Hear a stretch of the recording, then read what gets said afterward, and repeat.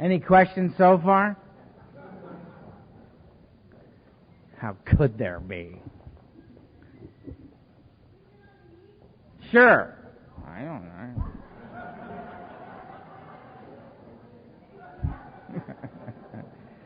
Ask it basket. That's what we need.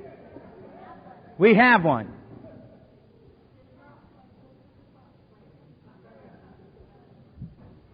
No one has any questions so far? Yes, ma'am. Hi, Amanda.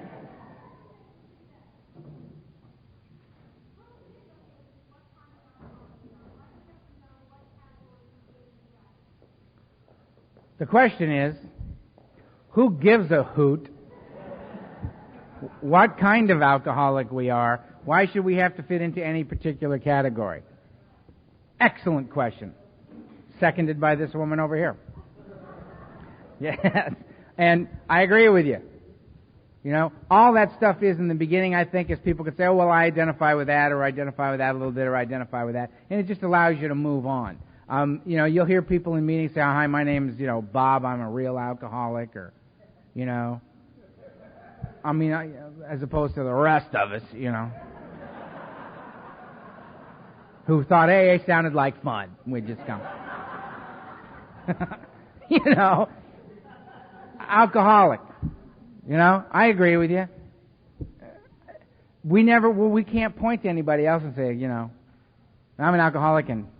Well, actually, in a meeting I did here one time, it was one of the greatest things I ever saw in an AA meeting. It was at my home group on a Monday night, and they asked for anybody that's new to stand and give us your name and the nature of the disease so we can get to know you better at the break, right? And at my meeting, we actually do that, right? And this guy anybody new, and this hand goes up, and this guy stands up and says, my name is Claude, and I'm an alcoholic. And he goes, and so's that guy over there. And sits back down, right? I thought that was the greatest thing I ever said. He's right. That guy is. I've heard him say it before. I love that stuff, right? Yeah.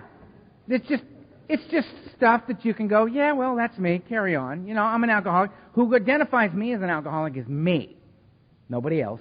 You, nobody else. What we identify with, how we come to that, it's how we come to that. A lot of us knew it before we got here. It's amazing for me, because I'm a low-bottom, damn near dead drunk when I got here. I mean, I got here and went, yep, that's me, yep, that's me, yep, that's me, yep, that's... You know what I mean? There's no question. It was amazing to me, because it's outside my own experience, but I see it happen, are the ones that come to A that aren't convinced, have somehow gotten here not yet convinced that this is where they need to be. It must have something to do with the amount of education that's gone on in our communities over the last 25 years, that they find their way in here. Or they got the nudge from the judge, or a family member's forced them in, or, they're here under threat of some terrible event, And they go through this process and discover that they are. It's just amazing to me to watch that happen. I love watching that happen. It happened to a guy I'm sponsoring right now. Let's see, he's got to have about 57 days now. Yeah, 57 days. He's very funny, too. We were at a meeting. The last meeting I was at with him, he had 51 days, and there was a guy who'd shared right before him who had 41 days. So he had 10 days more than this guy. So the guy's sharing about, his plight as a recovering alcoholic at 41 days, right? And the guy's going through a lot. And my guy raises his hand, Dave, alcoholic, and he looks at the other guy and he goes, and I got 51 days, and brother, I got to tell you, I've been there. Yeah, last week. You were there. Oh, God, we're classic, aren't we? So, did I help with the question? Thank you. We all right over here? All right, good. Any more questions? We've covered so much already. All right. Step 3. Made a decision, right? To turn my will and my life over to the care of God. I mean, to keep this one simple, for me, some people apparently have no problem with this step. They come in with a significant spiritual life in place.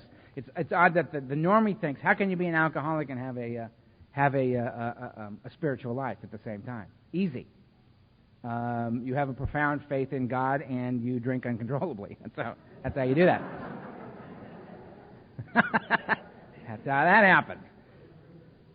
But the third step for me was very scary.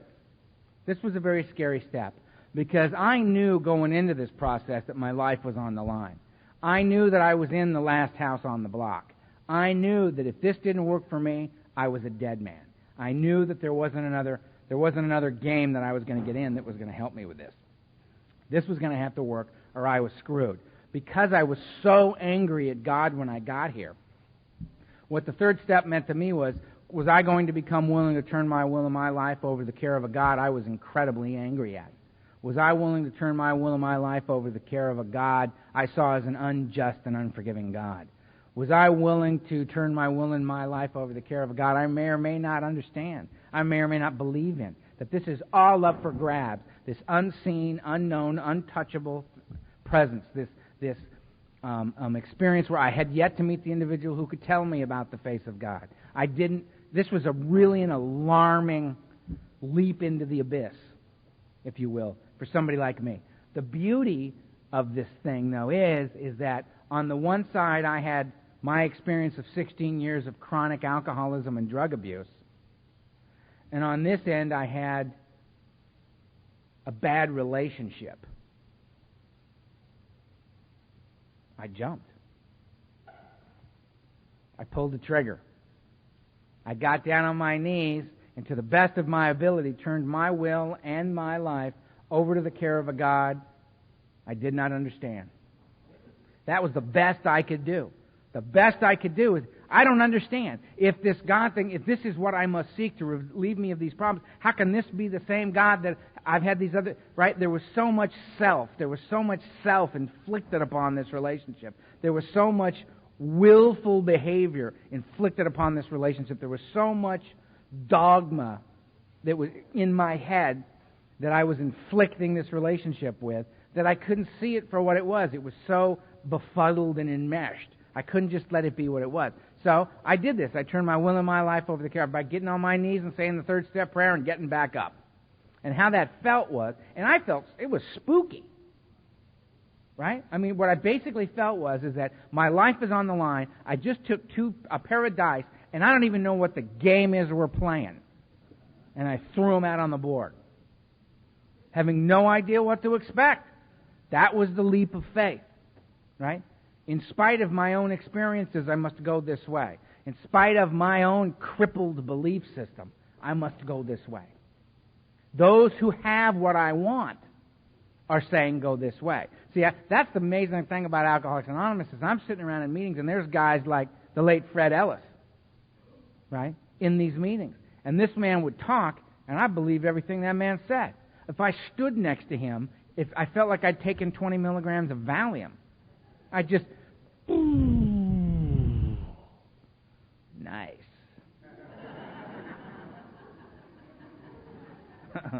Fred makes me feel good. Now, I was too afraid to talk to Fred, right? So at the Thursday night beginner's workshop in Brentwood, California, Fred was always there. At the end of the meeting, Fred would stand up, like right over here by the podium, and guys would come up and talk to Fred. Guys he sponsored would check in with him and ask questions, and Fred would share his experience, strength, and hope with him. And I would stand behind Fred and burglarize their conversation. Right? Just. I did this for many, many weeks. And then one day, Fred was talking to these guys, and all of a sudden, Fred turned around and went, "Hi, Earl, how are you?" Stuck out his hand, and I went, paralyzed. My God, he knows my name, you know, which was entirely too close a relationship for me in early sobriety. Right? And there he was. And hi, got to go now. You know, run home, pace. Jesus Christ, Fred knows my name.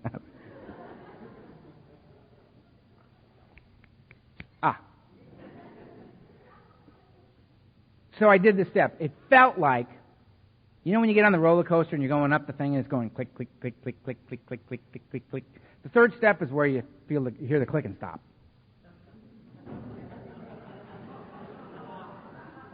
It's like, well, buckle your seatbelt, here we go. You're on the ride now, pal. And that's how it felt to me. It felt to me because as soon as I did it, it felt a little spooky. It felt like, wow, man, I really did that. I did that as well as I could do it at that time. And I got back in my seat in the book. And basically the book says at that point, we were hoping you're serious about what you just did. It's like, oh, now you tell me. Couldn't you said, you better be serious before you do this, right? I could have hovered right there at the brink of 3 for several years, having heard that. But it said, we hope you were serious about what you did, because, see, now we have to embark upon a plan of rigorous action, right? Or this is all just a conversation, right? A lot of guys sitting around in the bars, going, that third step is a bitch.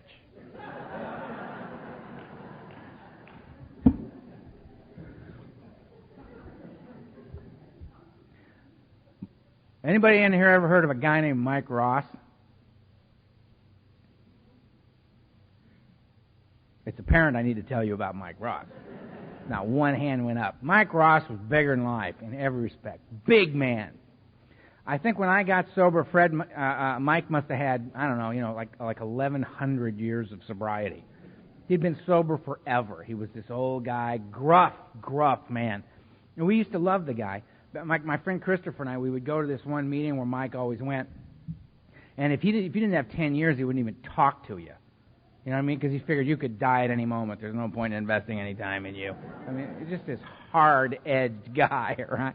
But what we didn't care. You know what I mean? What we loved about the guy was what he shared in meetings and the way he would say goodnight. Because, I mean, every time you'd see Mike and he'd be walking off towards the door to leave, and we'd be behind him and we'd go, "Good night, Mike." And Mike would think that a friend of his was calling out to him, and Mike would turn around to say goodbye to a friend and go,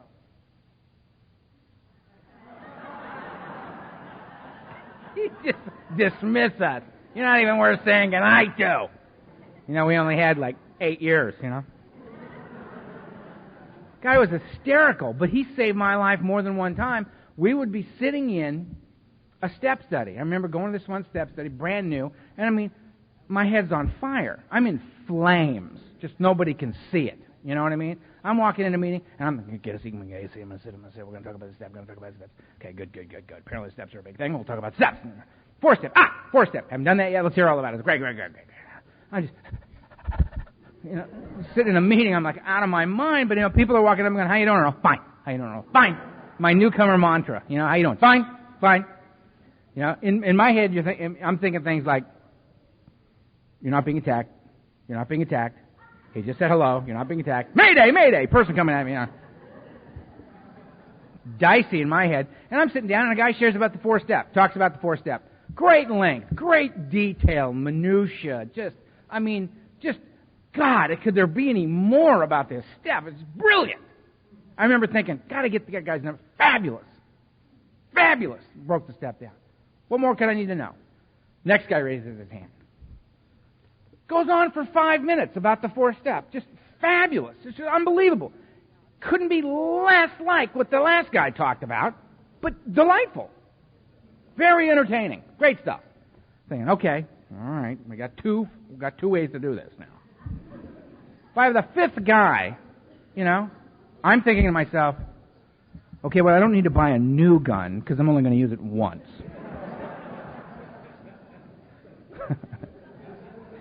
I'm ready. This is it. I can't do this. And all of a sudden in the back, a big mitt goes up in the air. And the guy calls, and I hear, "Mike Alcoholic." Here comes Mike Ross, right? And he goes like this. And I go, "Jeez, maybe he knows, an old guy." You know what I mean? I turn around and I see this go up. It goes like this. "I got to ask, has anybody in here read this?" And I just went, thank God for this guy, right? And he just basically says, when you do your 4-step is when you're done with the 3rd. I got that. That sounds good to me. He made it very clear. When should I do my 4-step? Did you do the 3rd? Yep. Get on it. Make a list. I said, "Oh, okay. The guy just had a way of, it's just, don't want to go round and round and round, want to move, want to carry through this process. Because here's the thing about this whole thing. You are not going to get this right, according to Mike, in your first pass. This isn't about getting it right. This is about getting it, doing it, having an experience as a result of the process. The cool part about the steps is you're not it's like, okay, does everyone in here recognize that you're allowed to do the steps once? We don't allow you to do it any more than one time. So you better get it right the first time. If you don't, you're screwed. You know, you will be relegated to the half measures room. And there you must stay until one day, mercifully, you just drink. No. If I do the steps to the best of my ability, I'm doing something. I'm taking an action. As a result of the action, an experience comes. As a result of the experience, I change. So that when I come back to step one, I'm looking at it from a different perspective. It's a new step. Right? I remember going into a meeting. I was 11 years sober, and there's a guy. I was meeting this woman at this meeting, and I go in there. I'm not going to a meeting. I'm going to meet her. Right? And I slide in, and right before the meeting starts, and there's one seat. She's got a seat for me in the front row. Oh, good. All right. Now, the front row is 6 feet from the speaker, because it's just a table, a fold-down table, and there's the leader and the speaker sitting there. And this guy, Jack, is going to talk on step one for 20 minutes. Oh, Christ. And I'm in the front row, and I can't just go, can't hang with you, Jack, and run out the door. You know what I mean? I'm stuck. I'm going to have to sit and listen. Now, I got 11 years sobriety at this time, right? You can't tell me a thing about step one. I have done step one. It's done. Put it to bed. Case closed. 100% done. Step one. You're not gonna. This is hell. I'm in hell. I got to listen to this guy go on about step one. Well, it turns out the guy was Jack Prose, who had 43 years of sobriety at the time. He talked for 20 minutes on step one and blew the top of my head off. He was talking about concepts and ideas and a level of awareness that had never even occurred to me before. Just talking about the steps, just kind of tripping on where he was at with it, right? And when the meeting was over, I looked at my friend and she said, well, what step are you on? I went, well, one. Apparently I'm on step one. And the cool thing about AA is that if you hang around here and actually pay attention, that's going to happen all the time. All the time. I thought I was very cool with God till a woman, I was about 16 years sober, and a woman with 2.5 years got up at the podium, started to talk about her relationship with God. Blew my mind. It was great. That's what goes on around here. Different people coming at it from different perspectives and different directions. So if you're thinking about if you do the book, you come up to me at the end of this and go, delightful, Earl, very entertaining, however, I do it a completely different way. Okay. That's my response. Okay, good. That means more dialogue. What I love is people who get up here. Occasionally we'll do this sort of stuff and somebody will come up to me and go, Earl, I find your comments on the process of recovery disturbing. Really? Yeah. Yeah, I think you're killing alcoholics, Earl. For Christ's sake, you need to do it this way. Here's my workbook that I've developed over the last 8 months. And I'd like you to take this workbook and explore what I've seen as the relationship between God, self, and others. I said, okay, cool. And Earl, please, for God's sakes, just, don't talk in AA anymore until you've read my book. Say, oh, all right, then thanks for sharing that with me. That's lovely. And I love how pissed off people get about this stuff. It's hysterical to me. I'm standing in a room with a bunch of dead people sitting up pretending they're paying attention to me. Right? We're alcoholics and drug addicts, and we're arguing over how to develop a relationship with God. It's like, I can't get too upset about this, all right? It's crazy, right? What we're doing, we're wrestling with the concept of God here, right? In this third step, I wrestle with the that's what Israel means, one who wrestles with God, right? The book. It says to me in the portion of chapter 5 that I've heard, God knows how many times in 22 years. God could and would if He were sought. It doesn't say God could and would if He were found. God could and would if He were sought. Then I must seek God. I'm given very, very specific instructions on how to go about doing that later on in the steps. I must seek God. But what I've got to do at first is throw myself at it, to open up my arms and say, I let go, I let God. I surrender. I can't, God can. I'll let Him. God could. Restore me to sanity, soundness of mind, relieve me of the obsession of drink. Now, and what's interesting is that these actions, the action of these steps, where I seek this God, is remarkable to me. That it's about my willingness to get the stuff that I place between me and God and me and my fellows out of the way. I put it there, I get rid of it. I don't ask God to get rid of it, I do it. I don't ask you to do it, I do it. I do it. I don't sit in my apartment and wait for life to come knock on the door. I must get up and go outside. I had a sponsor, my second sponsor after Donald died. I had a second sponsor for 6 years. He's a great friend of mine. I love him dearly, Al F. He's the guy that get between those, right? He's a big meditation guy. It's very difficult to talk to because he's just being there while you're talking to him. He's a fantastic example. So he's a sponsor. You don't do what he says. You just watch him and feel him. You know what I mean? Just right there. He's an amazing human being. Absolutely amazing. But he said, Earl, if you give your life to God and sit in the closet, what you get's coat hangers. Right? It took me 6 months to wrap my head around that. It's like, all right, I'll be back when I have any idea what that means.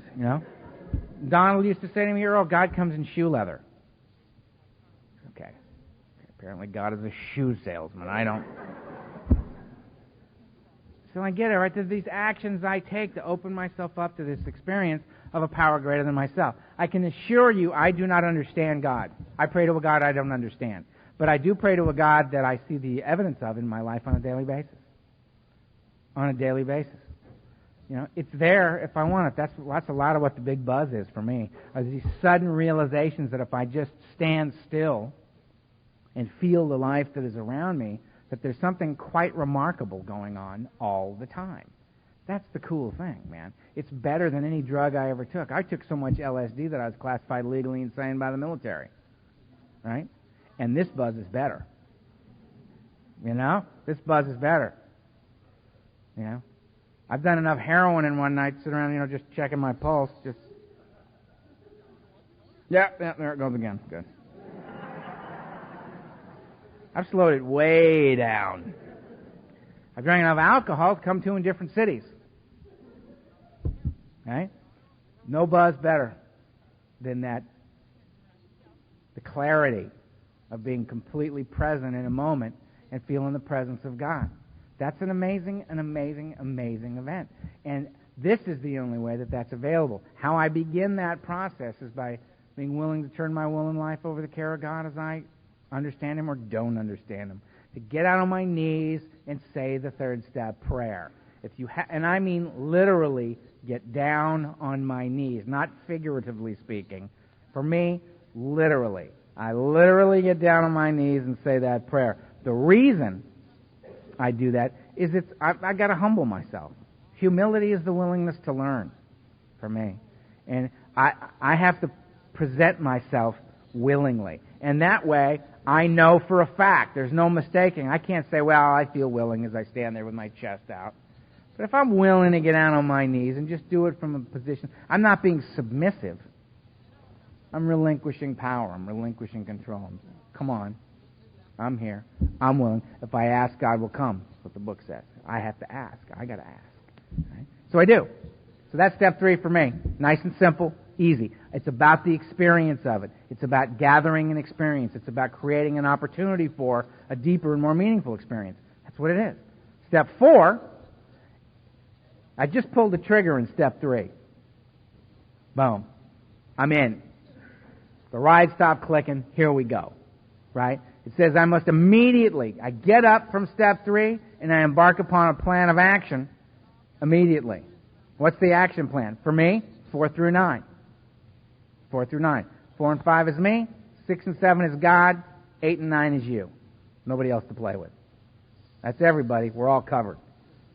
What do I do in 4? Well, according to this, I do a resentment inventory, a fear inventory, and a sex inventory. Why do I do it on those 3 things? Because if you want to see where I can leave the playing field, those are 3 pretty good areas to take a look at. We're going to see a pattern develop here that a blind man could see. All right? And that's why I do it. And I just do it out of the book. I do a resentment inventory, right? I do it in 4 columns. There are those that will tell you it's 3 columns. There are those that will tell you there's 4 columns, but 3 of the columns are broken down into 4 specific areas. There are others that will tell you that there are 2 columns that are broken down into 1 into 3 areas and 1 into 2. There's others that will say, we do it in black and white, so when you do your 4th column, we suggest you use these 4 things and write a sentence detailing specifically how those things have come into being. To all of this I say, okay. Sure. Whatever floats your boat. Whatever you can look at and go, well, that makes sense to me. I can see that. Great. Then dive into that. Just do it. Just do it. First inventory I did, I went to my sponsor, who was not a big book guy. Donald wasn't a big book guy. He used to rant and rave at us. He called us little book thumpers. You little book thumpers. He goes, before there was a book, there was one alcoholic down in the dirt sharing his experience, strength, and hope with another alcoholic. Well, that's true. We're going back to the book now. And you would get into the book. And in my first inventory, I said, what do you want me to do? He said, get rid of the garbage. So I wrote 27 pages of garbage and told him about it. And I got my first direction from my sponsor in AA. My first direction was, we don't kill people here one day at a time. Which I thought was very reasonable, doable, just one day at a time, just today. And I haven't killed anybody one day at a time. I was actually planning a murder when I came to AA. So he felt compelled to tell me immediately, we don't do that.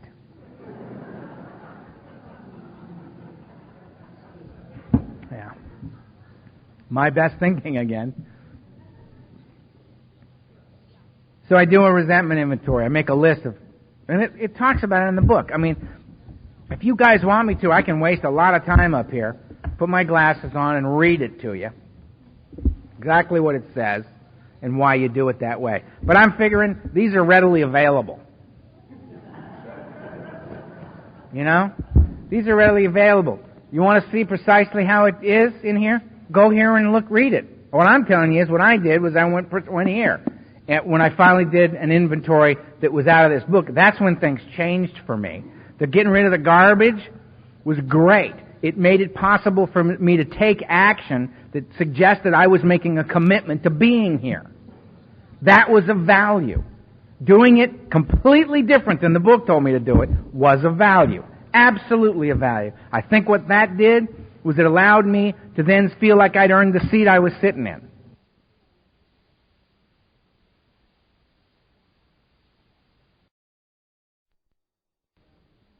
In AA, that I was an active member. I'd written 27 pages of this stuff, down on paper. I was doing something in support of my own life, in support of my own recovery. I wasn't acknowledging that this was my problem. I wasn't acknowledging that this was my solution. I wasn't quietly slipping off the couch to my knees, saying the 3rd step prayer and popping back up. I was actually, at the direction of another human being, my sponsor, writing down all my secrets, all the stuff I was going to my grave with. It was really, really valuable. Did it change my life? Yeah. Did doing out of the book have a more profound effect on my life than that? Yeah. Much more so. Much more so. Because I was able, in this inventory out of the book, to see the pattern of behavior in my life. When I looked at my inventory, when I looked at my side of the street, when I looked at how resentment, fear, my sexual behavior was isolating me in the world, when you looked at my whole inventory, I saw one word: powerlessness. A powerlessness to be effective in the world. Powerlessness in terms of my own individual well-being. Powerlessness in terms of my relationships with other people. That I was in fact a self-centered, frightened man, and that this was ruling my life. In my sexual relationships, I was either completely in control or totally unavailable. Right? Never in the middle. Never an equal participant. Completely unable to do that. My relationship with God, I already told you about that. That wasn't doing so well. Relationship with self, filled with self-loathing. All of my relationships were just in the trash can. This was a painful experience. I listed my resentments. I listed the individuals that I resented. I listed the institutions that I resented. I listed the principles that I had great objection to. Loving and being loved, being on time, being accountable for my actions.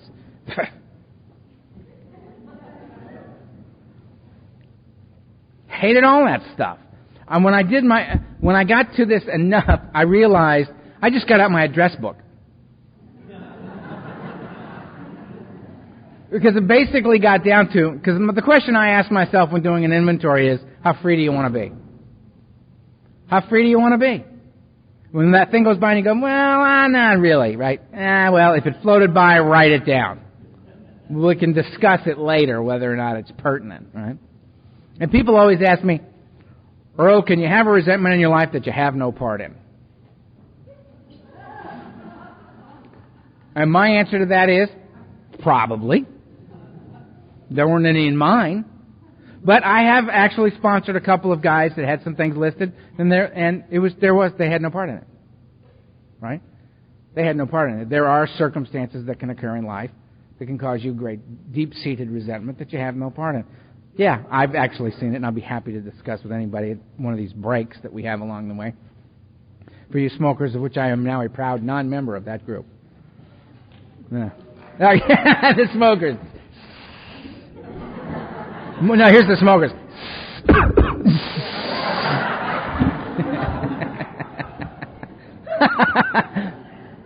Anyway.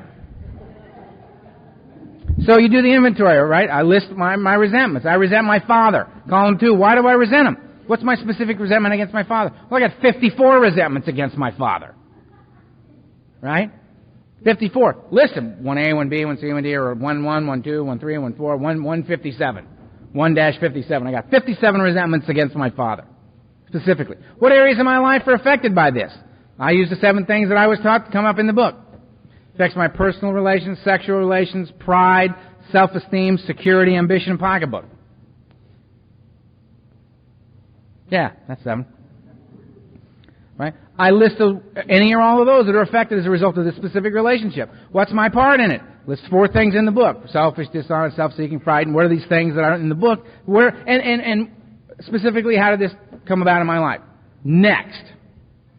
Now, other guys break it down way more than that.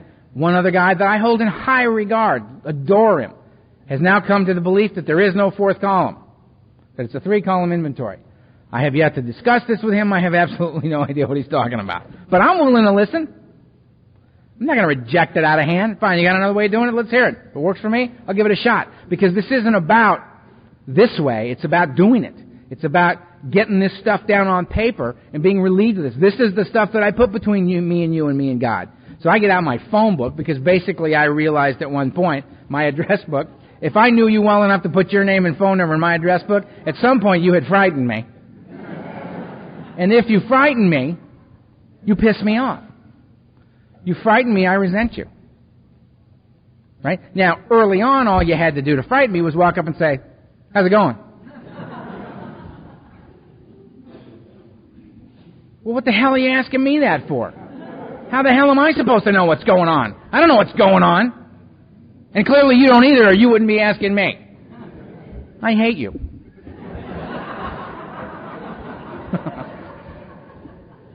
This is all entirely too much work talking to you. I don't want... Resentment. Write them down. I had Thomas Jefferson on my inventory. Have you ever read this guy's life story?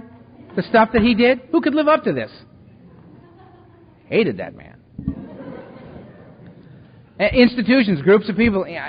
See, this is, and what you write down, it doesn't have to look good. You don't have to say, oh, well, I don't really like that I feel that way. Write it down. That's your best way out of it.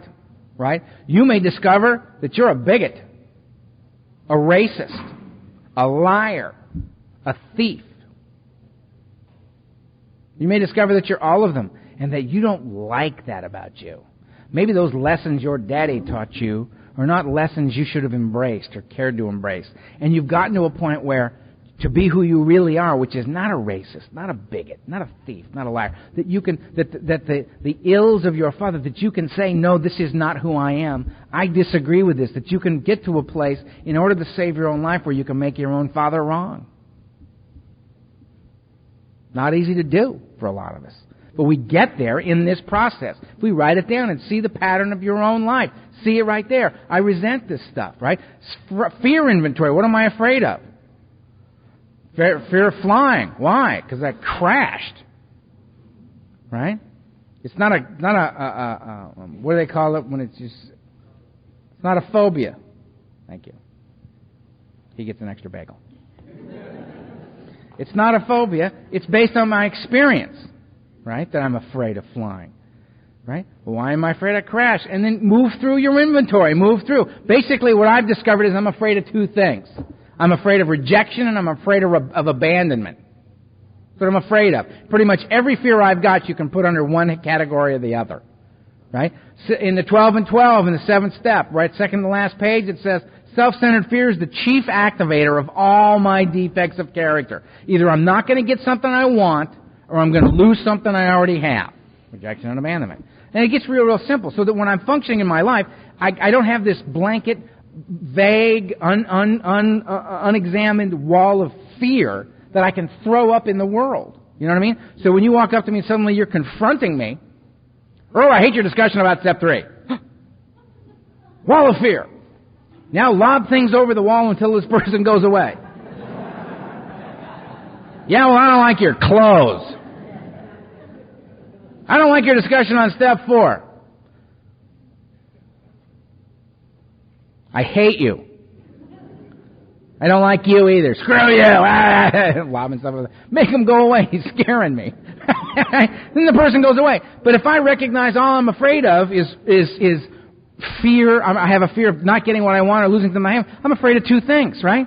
So, you come up and you scare me, and I throw up my wall of fear and I just go, oh. Well, that didn't work. I got to take a deep breath and go, what am I afraid of here? I'm afraid I'm not going to get something I want to be accepted by you, or I'm going to lose something I already have. A reason for being here.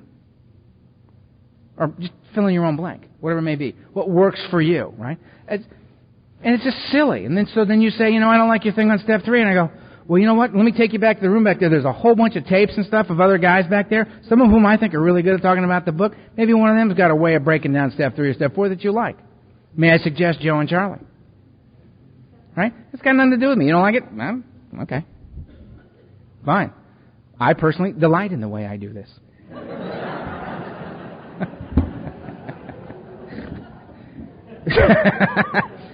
Find your own way. Find your own way. This is just one little glimpse of it. I don't have this thing wrapped up. I'll come back here next year, sit down and go, remember that first time I was out here? You got a tape of that last one? Burn it. We got a whole new way of doing it. What would that mean? Would that mean that I was wrong today? No. No. It would mean that I've continued to explore the process. I have another way of communicating it. I have a different experience of it now, which requires yet another way of communicating it. So you just find your way through. Some of you are going to become big Joe and Charlie fans. Those are going to be your guys. So that guy and that guy and that guy? Crap! Then you're going to become a Joe H guy. The rest of us are peasants. Find your own way. It's all good. Because what you are, if you're prescribing to a particular path is you're saying, I'm an alcoholic and I seek this thing. I seek this process. I seek this unfolding in my own life. And that's what it's about. So that's all we're doing here today is wrestling with it this way today. All right? So I do these 4-column inventories on resentment, fear, and sex. Right? Now, in step 5, I'm supposed to reveal these before God to another human being. I'm supposed to sit down with somebody and get it out. I would suggest doing that. Really, it's not that deep. Do you know what I mean? What you have to do, the specific way you go about it. The book will suggest, the 12 and 12 will suggest, the book will suggest, this is how you go about it, right? You sit down with somebody, the 12 and 12, Bill talks about all kinds of stuff in the 4th step. He talks about, only thing in the 12 and 12 I disagree on, this is just me. I actually disagree with something he says. He says, well, if you got a bunch of really, really heavy stuff that you read most of it to your sponsor and then you go to another person, there's one paragraph, and talk about the rest of it with somebody else. I don't go for that personally. I was so good at compartmentalizing my life when I was out there. That was one of my major problems, was that nobody knew the whole story. This guy knows a little bit, she knows a little bit, that guy knows a little bit, she knows a little bit. But nobody knows Earl, really. Nobody knows the whole deal. And there's pieces in each of those compartments that say an awful lot about who I am. So I had to find me, that's just me, I had to find a place where I could give it all up. All of it in one place. So that's what I did. Before God to another human being. And I sat down and I laid out my 4 columns in resentment inventory, and I did it in columns, right? And I read it in rows. Right? I wrote my resentment list until it was done, then I went to column 2 and answered the stuff in column 2. When that was done, I went to column 3. When I read it to the individual that I read it to, I read it across in the rows. 1, 1, 1, 2, 1, 3, 1, 1, 4, 1, 5, till 1 was done, then I went to 2. And I read across. And that way. And that was how it became a completely different document. Doing it that way. Instead of just this way, all of a sudden I'm doing it in another way. And this incredible pattern of behavior in my life is revealed to me. Right? So that was the 5th step. I sat down and I did it. Was I happy about this? No. Was it a comfortable experience for me? Absolutely not. Did I have a lot of discussion with my sponsor as I was reading it to him? No. Anything that was said in that meeting, other than what I had written down, was conversation that he introduced.